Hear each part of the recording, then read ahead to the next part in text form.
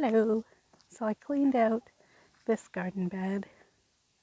I think this is a wild mustard of some sort growing. I tasted one of the leaves. Doesn't really taste like anything. So I thought it should have some sort of a wild garlic taste, but it doesn't. And I cleaned out this one and I put in 3 new plants. I put in alpine poppy. So that's what it's supposed to end up looking like. I've got a white Elysium, it's so fragrant. I love it. And then I've put in this Sugar Buzz grape gumball bee balm. And then my old bee balm is here. It's tiny, but it's got lots of shoots. So I may have over collected the flower heads last year, so it didn't reseed properly. Let's have a walk through the grass over here. Wanted to talk about something that is concerning with my chickens. They did go broody, 2 of them.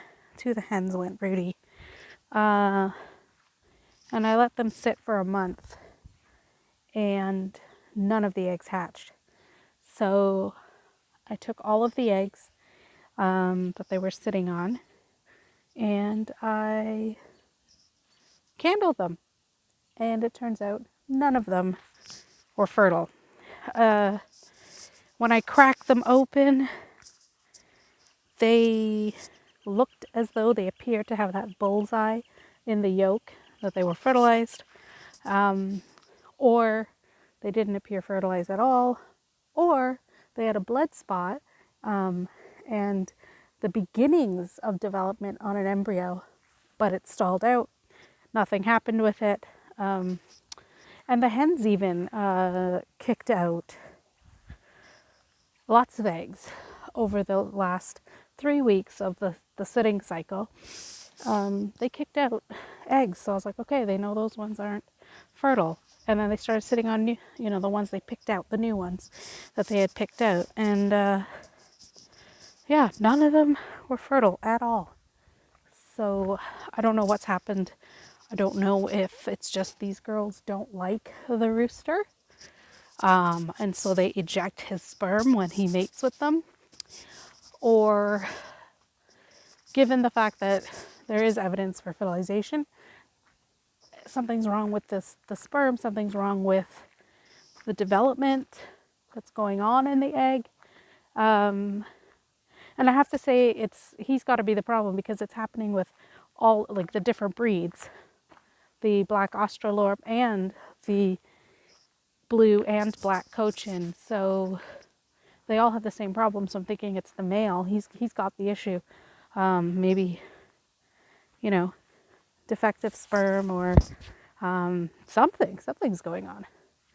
So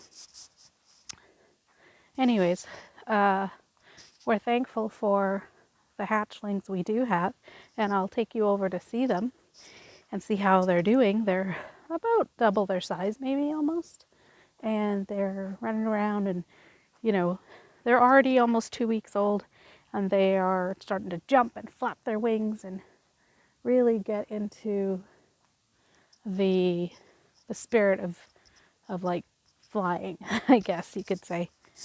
So I think that's it's good. We think we have at least one rooster in the batch.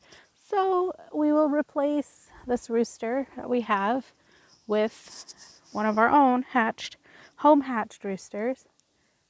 And then and see how things go next year.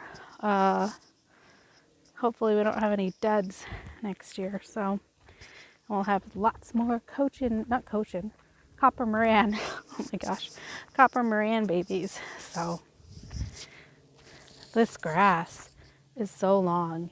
Anybody need grass? I'm trying to sell you grass, right? Like I've sold you snow during the winter. We're going to get our lawnmower out tomorrow and I'll try to cut a lot of this down and then get my chickies to eat it. Yay! So, but for right now, I've been working on pruning. See, this bush is almost pruned. It's got the top. I think I'm going to cut a little bit off the top. And I've got this bed to clean out with all the grass and stuff that's growing in it. It's mostly grass, a few dandelions, but that's not bad.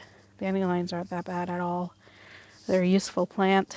But yeah, I need to clean this up really good. So I think that's what I'll be doing this weekend. Cutting the lawn, cleaning up that garden, that flower bed. And it's going to be a biodynamic weekend. We're going to be planting our root vegetables. So look forward to the video coming out for that one. Okay, take care. Well, here they are. I said I'd bring you along to show you. Let me get down. There we go. So you might be able to hear the generator running. Today is day 3 without power after the big storm that rolled through. So we're powering their heat lamp with the generator and the internet with the generator, and what else? My APAP, which is like a CPAP, but it's like an automatic thing.